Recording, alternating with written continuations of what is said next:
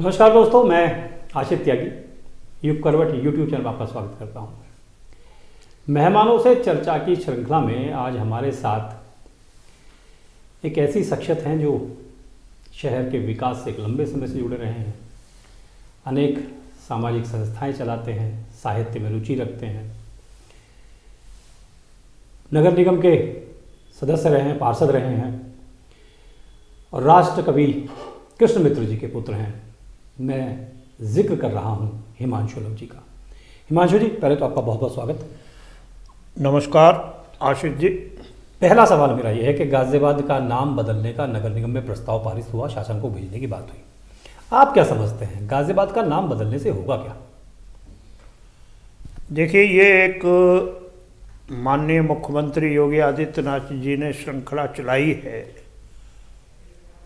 कि जो मुस्लिम तुष्टीकरण के नाते जो मुस्लिम लोगों के नाम से शहरों के नाम हैं वो नाम बदले जाए। बाकी तो गाज़ियाबाद वहीं का वहीं रहना है, गाज़ियाबाद गाज़ियाबाद रहेगा। अब हालांकि प्रयागराज का नाम बदल दिया, इलाहाबाद का नाम प्रयागराज कर दिया गया, लेकिन आम भाषा में आज भी हम लोग भी कहते हैं भाई इलाहाबाद हाई कोर्ट जाना है। तो पुराने नाम को ख़त्म करना, जितना गाज़ियाबाद का नाम चलने में 100 साल लग गए, ऐसे ही गाज़ियाबाद को गाज़ियाबाद कहने में, ख़त्म होने में भी कितना लंबा समय लगेगा, इससे कुछ नहीं कहा जा सकता। बाकी इस बात का स्वागत है कि गाज़ियाबाद का नाम बदल दिया जाए और बदल के नाम कुछ भी रखा जाए। 2-3 नामों पर विचार विमर्श हो रहा है, हरनंदी नगर या गजनगर या दुधेश्वर नगर। हरनंदी नगर से मैं सहमति नहीं रखता, क्योंकि मैंने अपने जीवन काल में हिंडन नदी का उपनाम हरनंदी है। मुख्य नाम तो हरनंदी ही है, उपनाम हिंडन हो गया है। आज उस नदी का हाल ये है कि वो गाज़ियाबाद का तमाम सीवर उस नदी में जाता है, इसलिए अब वो नदी तो रही नहीं, नाला हो गया है। इसलिए मैं हरनंदी नगर से तो मैं सहमत नहीं हूँ। बाकी तो जिससे समाज सहमत होगा, जिससे सरकार सहमत होगी, नाम तो वही रखा जाएगा। लेकिन अगर दुधेश्वर नाम अगर इसका रखा जाए तो दुधेश्वर नाथ मंदिर यहाँ पर है, और ये जो इसकी प्राचीन, यूँ कहा जाए कि जो इसका प्राचीन इतिहास है कि ये रावण के समय का, कि रावण के पिता बिसरवा ने इसकी स्थापना की थी। उस समय को देखते हुए अगर दुधेश्वर नाथ के नाम से रखा जाए तो मैं समझता हूँ कि वो ज़्यादा अच्छा हो। अच्छा, इसी बैठक में जो सबसे बड़ी घटना हुई, जिसकी पूरे शहर में क्या लखनऊ तक चर्चा हो रही है कि मेयर के जो शब्द बिगड़े के गर्दन काट लूँगी, इस पर आपको क्या कहना है? देखिए, ये एक महापौर रहते हुए और सदन की नेता होने के नाते से ये उनके शब्द नहीं होने चाहिए। लोकसभा में, विधानसभा में, जहाँ पर सदस्यों की संख्या बहुत होती है और वो लोग भी इस प्रकार के जो सदस्य होते हैं, कई अपशब्द, कई आरोप प्रत्यारोप लगाते हैं, लेकिन विधानसभा अध्यक्ष और लोकसभा अध्यक्ष अपना संतुलन नहीं खोते। जिन भी पिछले दिनों में जिन भी सांसदों की सदस्यता गई, उनकी अभद्र भाषा के कारण गई। यदि इसमें पार्षद की अभद्रता थी, यदि पार्षद के पास कोई सबूत नहीं थे, तो महापौर को कहना चाहिए था, ठीक है, आप आरोप लगा रहे हैं कि 30 लाख रुपए की रिश्वत ली गई है, तो उसके आप साक्ष्य प्रस्तुत करें, उसके बाद आप आरोप लगाएं। अच्छा, आप भी 5 साल नगर निगम के सदस्य रहे हैं, क्या आपके साथ भी कभी ऐसा कोई घटनाक्रम सामने आया आपके साथ? आपका अनुभव कैसा है? मेरे सामने भी आया, मेरे सामने भी मेरी स्थिति ये आई थी कि मेरे को भी अपशब्द बोले गए थे, लेकिन क्योंकि चादर साफ थी, मैं वहीं धरने पर बैठ गया, तो शब्द वापस लेने पड़े। सभी पार्षदों ने मिलकर मेरा साथ दिया और उनको शब्द वापस लेने पड़े। सबके आग्रह पर मैं धरने से उठ गया। अच्छा, नगर निगम में मेयर कोई रहा हो, कार्यकाल कभी का रहा हो, भ्रष्टाचार के आरोप लगते ही लगते हैं, ऐसा क्यों होता है? यह भ्रष्टाचार, मैंने तो इस आरोपों को तत्कालीन नगर विकास मंत्री के समक्ष भी उठाया था। 27% कमीशन नगर निगम में चलता है और ये अंडरस्टूड है कि ये बंटता सब जगह है, जिसमें से 2% हर पार्षद का होता है। अब वो अलग चीज है कि पार्षद ले या ना ले। और 25% में नगर निगम के उच्च अधिकारी और बाकी का स्टाफ रहता है। अभी पिछले दिनों में माननीय मुख्यमंत्री जी द्वारा यह निर्णय लिया गया, आदेश आ भी चुके हैं कि जो व्यक्ति सड़क बनाएगा, जो ठेकेदार सड़क बनाएगा, 5 साल तक गारंटी ले, उसकी गारंटी देनी पड़ेगी। ठेकेदारों ने काम बंद कर दिया। किस लिए बंद कर दिया? ठेकेदार कहता है कि 27% तो मैं कमीशन दूं। उदाहरण के तौर पर यदि 1 करोड़ रुपए का यदि कोई सड़क का टेंडर है, तो आप 20 लाख रुपए के, तो क्योंकि 20% 15% बिलो तो टेंडर जाता है जी, तो 20% की तो उसको देनी पड़ेगी एफडीआर, और वो एफडीआर उसकी 5 साल तक वहीं जमा रहेगी, प्लस 15% ठेकेदार को भी चाहिए और 27% कमीशन चला जाएगा। तो गुणवत्ता तो रहेगी नहीं। जब 38%, जब 100 रुपये में 38 रुपये सड़क पर लगेंगे, तो आप गुणवत्ता तो हो ही नहीं सकती। जब गुणवत्ता नहीं होगी तो ठेकेदार गारंटी कैसे दे दे 5 साल की? यदि इस भ्रष्टाचार को खत्म करना है तो सबसे पहले जनप्रतिनिधियों को, चाहे उसमें महापौर हों चाहे पार्षद हों, सबसे पहले उनको कसम उठानी पड़ेगी। जैसे मोदी जी ने कहा है, न खाऊंगा न खाने दूंगा। यदि महापौर और पार्षद ये तय कर लें कि हम कमीशन हम भी नहीं लेंगे, तो निश्चित रूप से ये खत्म हो सकता है। अच्छा, आप कह रहे हैं ठीक है, ब्लो कमीशन की बात होगी या ब्लो टेंडर की बात होगी, कमीशन हो गया, सब ठीक है। इतने आरोप हर साल लगते हैं, किसी भी आरोप की नगर निगम में आज तक जांच के परिणाम का पता नहीं है। कोई कौन दोषी है कौन नहीं इसका पता नहीं है। ये क्या जांच कहाँ चली जाती है? बड़ी सीधी सी बात है, रिश्वत लेते पकड़े जाओ, रिश्वत दे के छूट जाओ। इससे ज़्यादा तो कुछ हो नहीं सकता। मैं आज तक एक लोकायुक्त में, अपने कार्यकाल में मैंने एक लोकायुक्त में एक बिजली विभाग के जेई की शिकायत करी थी लोकायुक्त में। जब यहाँ की जांच से काम नहीं चला तो मैंने लोकायुक्त में शिकायत करी थी। जब से लेके अभी तक मैं उसका मुकदमा लोकायुक्त लखनऊ में लड़ रहा हूँ। इतने वर्ष होने के बाद भी लोकायुक्त उसको दोषी करार नहीं दे पाया, जबकि मैंने उसके दोष के लिए सारे सबूत पेश कर चुका हूँ। मेरे पास इतनी मोटी फाइल हो गई है जिसके सबूतों की।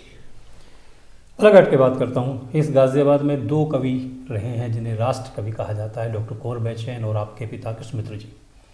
डॉक्टर कुंवर बेचैन जी के नाम पे एक सड़क भी कर दी गई थी, तो आपके पिता के नाम पर भी कोई पार्क, सड़क या चौराहा नहीं है। आपने कोई प्रयास नहीं किया या हुआ नहीं? देखिए, मैंने अभी कोई प्रयास भी नहीं करा, क्योंकि मैंने ये देखा था डॉक्टर कुंवर बेचैन के नाम से जिस सड़क का नाम रखा गया वही वहाँ से हटा दिया गया, क्योंकि उस सड़क का नाम पहले से किसी और के नाम पे रखा हुआ था। नगर निगम ने बिना जांच करे उसका नाम जल्दबाजी में डॉक्टर कुंवर बेचैन मार्ग रख दिया।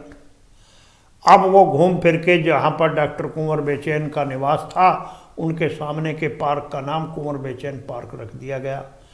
ऐसी परिस्थितियाँ देखते हुए मैंने इसका आवेदन नहीं किया कि भाई आप किसी पार्क का या सड़क का या किसी का नाम रखें। और कृष्ण मित्र कोई ऐसी शख्सियत नहीं थे कि जिनके लिए मुझे आवेदन करना पड़े। गाज़ियाबाद शहर में ये दो नाम ऐसे जाने जाते थे और साहित्यिक क्षेत्र में ऐसे नाम जाने जाते थे, डॉक्टर कुंवर बेचैन और कृष्ण मित्र, के भाई आप उस गाज़ियाबाद में रहते हैं कि जिसमें जहाँ पर डॉक्टर कुंवर बेचैन और कृष्ण मित्र रहते हैं। तो मेरा मानना ये है कि यदि नगर निगम के महापौर और पार्षदगण और नगर आयुक्त महोदय यदि चाहें तो नाम रख सकते हैं, ये उनकी अपनी सोच पर है।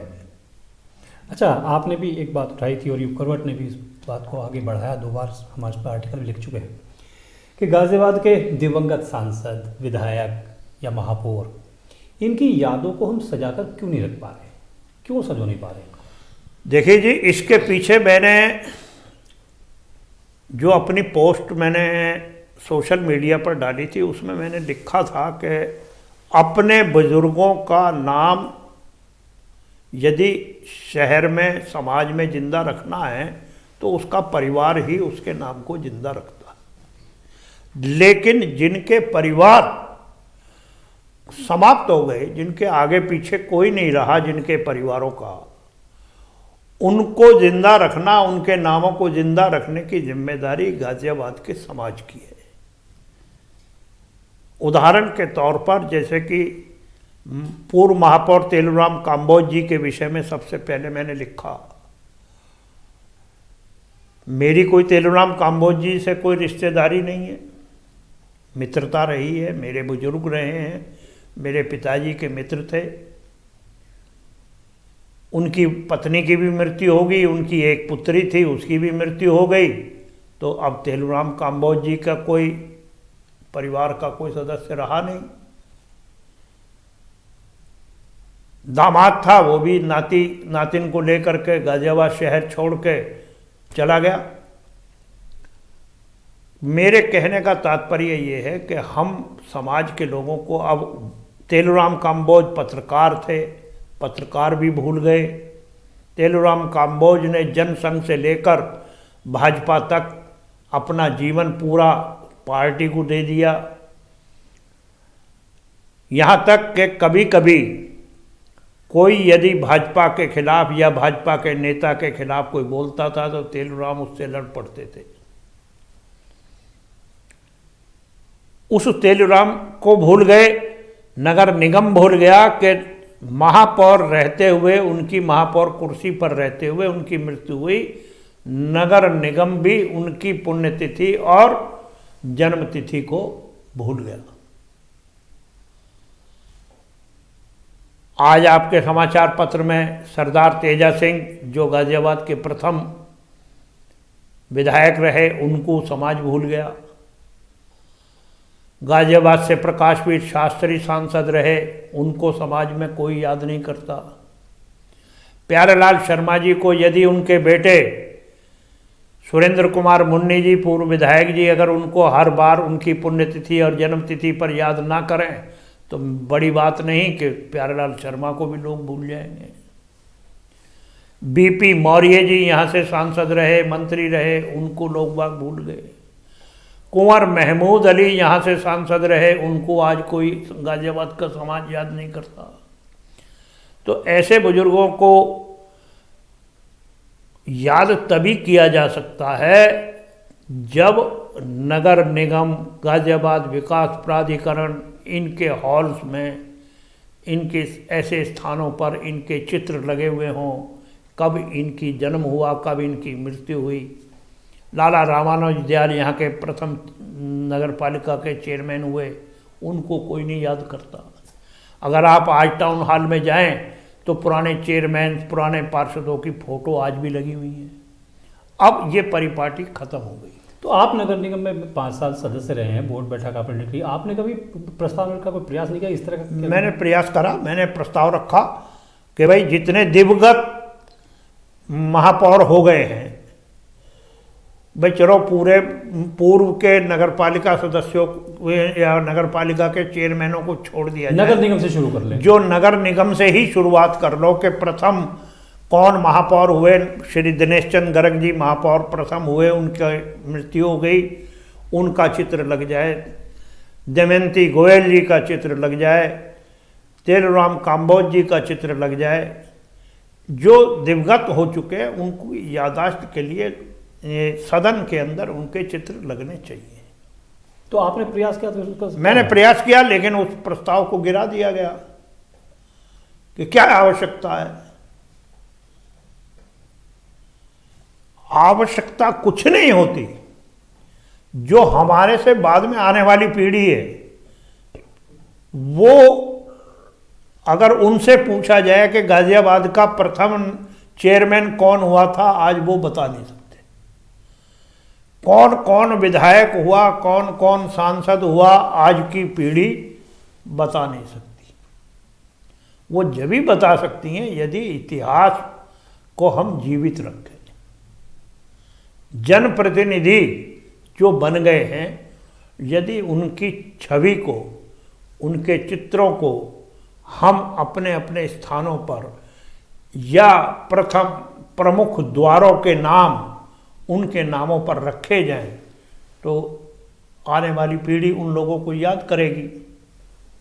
आज सुभाष चंद्र बोस, सरदार पटेल, पंडित दीनदयाल उपाध्याय, श्यामा प्रसाद मुखर्जी, इन सब लोगों को हम लोग जब ही याद करते हैं ना कि जब इनके नामों से बड़े बड़े काम हुए। हमारे गाजियाबाद शहर के लोग जो हैं, यदि उन शहर को जिन्होंने प्रतिनिधित्व दिया है, यदि हम उनको जिंदा रखना चाहते हैं, तो उनके नाम को जिंदा रखने के लिए, उनका इतिहास जिंदा रखने के लिए हमें कुछ ना कुछ ऐसा करना चाहिए जिससे कि हमारी पहचान बनी रहे। बिल्कुल सही बात हिमांशु जी ने कही। इस बात का हम भी समर्थन करते हैं कि गाजियाबाद में जिन लोगों का जनप्रतिनिधि के तौर पर, चाहे वो सांसद रहे हों, विधायक रहे हों, महापौर रहे हों, जो गाजियाबाद के विकास में योगदान अपना दे के आए हैं, अपना जीवन दे के आए हैं, उनके इतिहास को अगर हम जिंदा नहीं रखेंगे तो आने वाली पीढ़ी उनके बारे में जानेगी कैसे। मैं उम्मीद करता हूं कि आपको ये चर्चा बहुत पसंद आई होगी, और मैं ये भी अपील करूंगा कि करवट चैनल को सब्सक्राइब कीजिएगा, वीडियो को लाइक कीजिएगा, शेयर कीजिएगा, और कमेंट करके बताइएगा कि हिमांशु लव जी की बातों से आप कितना समर्थन उनका करते हैं। हिमांशु जी बहुत बहुत धन्यवाद, बहुत बहुत आभार आपका। आपका बहुत बहुत धन्यवाद। आपने मुझे यहाँ याद किया, आपने मुझे इस लायक समझा कि मैं इस चर्चा में शामिल हो सकूं। आपका बहुत बहुत धन्यवाद आशिष जी, और युग करवट का मैं धन्यवाद करता हूं। नमस्कार।